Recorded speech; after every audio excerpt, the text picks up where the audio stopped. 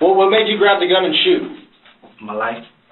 You had fear for your life? I mean, you gotta explain this kind of stuff. Fear of my life. Okay. Let's explain why.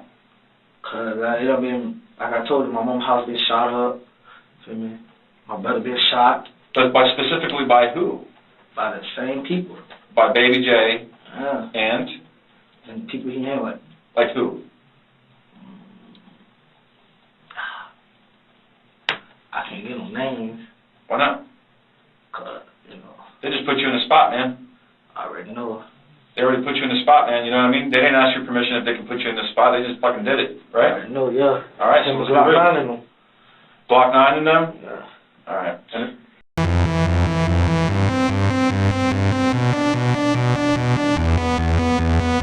Hey man, stay safe world. You already know what's going on. We got to talk about the situation with Glokknine and Hotboii, in a crazy situation that occurred in Orlando, Florida, with a Glokknine affiliate getting shot in the head by Hotboi's homie by the name of Vanshawn Sands, and him and his interrogation video leaking today, and people saying that he snitched on Glokknine in the video, man.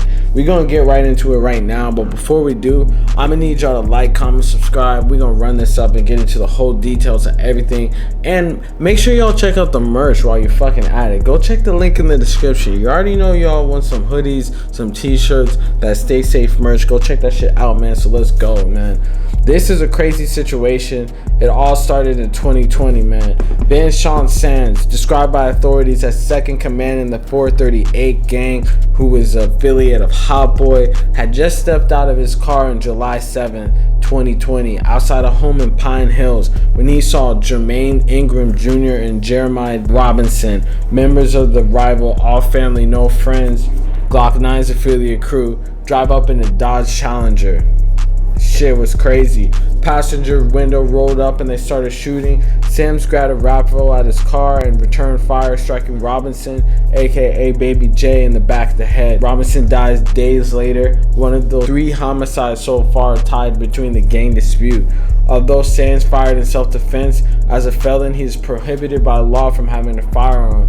After initially lying about what happened, detectives said Sands agreed on the day of the shooting to go to the Orange County Sheriff's Office, where he admitted he had been carrying a gun all day, opening up the possibility he could be arrested. But for reasons not explained in his arrest, affidavit deputies let him go. It was not said in the whole reason why he was let go, but now looking back at it, people are saying that the reason why he was let go was because he provided the information in this video, man.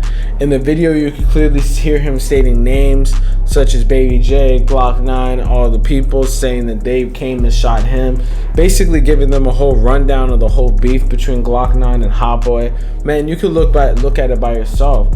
And then a month after the shooting, they sought to arrest him by swarming a parking lot at the Florida Mall on August 7th as Sands and 3 friends exited Dick's Sporting Goods. Sands surrendered, but a 22-year-old took off running and was fatally shot, a killing that sparked outrage and protest. So it's just crazy that they basically let him go. I think people were definitely suspect about the whole situation because of the whole fact that these dudes basically gave up information, and that's not really that big of a deal for an average person if you're a civilian or whatever, but you're basically living in a different type of mindset and different type of group and different type of rules when you're the person that's in the streets doing this shit. Granted, it was self-defense, and this was probably information that the police already fucking knew because they've been doing an investigation. Part of the reason why Glokknine and Hotboii were basically facing state RICO charges. 10 people detectives say belong to 2 separate gangs are now behind bars facing racketeering charges. Deputies say an ongoing feud between 2 gangs has led to deadly shootings and robberies.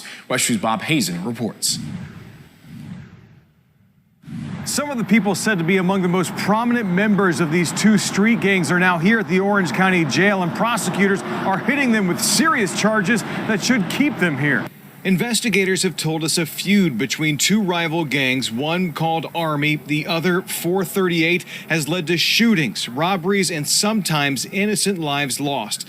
In the past, dozens of members have been arrested on relatively minor charges like weapons possession or drugs, then bonded out of jail. I mean, I'm pretty sure Hotboii ended up beating his case in this situation, so his whole situation wasn't as bad. But Glokknine, he got in a hella trouble for a lot of shit with the state RICO, and then he also got in trouble for having a lot of switches and shit.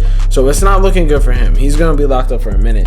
But people could possibly say that the reason why he was locked up is from cooperation like this that basically did this. And at the end of the day, I guess this dude was just trying to protect his life. That's what he says in the video. And on top of it, Hotboii was a poppin' artist and didn't want to ruin his career, and he was able to get out of it, and he's no longer facing these charges while Glokknine is still in there.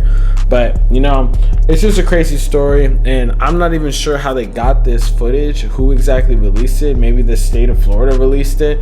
I don't know how the fuck a rapper group who are all pretty much locked up, because I know 10 people now are behind bars on Glokknine's side facing racketeering charges.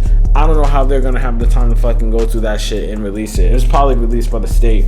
I don't know why they would do that, because you're definitely like scaring witnesses and people that would testify. But you know, at the end of the day, they did what they did. And let me know in the comments what y'all think about this situation, man. You think it was fair that this nigga snitched, or you think it was an issue or some type of shit by that and he's living by the code? Let me know what y'all think, man. Real say shit. You already know what's going on. Make sure y'all like, comment, subscribe. Check out the merch link in the description. You already know. Peace.